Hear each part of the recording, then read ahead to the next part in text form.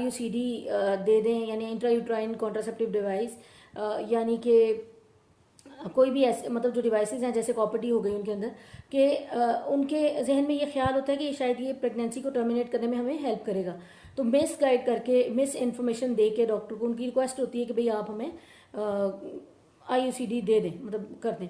अब उसका क्या नुकसान क्या है कि मैं बताने वाली बात उसमें यह है कि भाई IUCD का कोई रोल नहीं है प्रेगनेंसी टर्मिनेशन में। हाँ, ये ज़रूर हो सकता है, ये मिथ बिल्कुल लोगों में गलत है।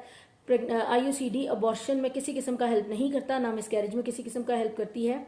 ये सिर्फ और सिर्फ जो कॉन्ट्रासेप्शन प्रोवाइड करती है, ठीक है। तो अब ये होगा कि जब कॉपर्टी अगर अंदर है, उसके साथ अगर कंसीव कर भी गया है पेशेंट, तो वो विद टाइम या तो बेबी के साथ डिलीवर होगी या फिर खुद ब खुद इनिशियल मंथ्स में वो एक्सपेल हो जाएगी।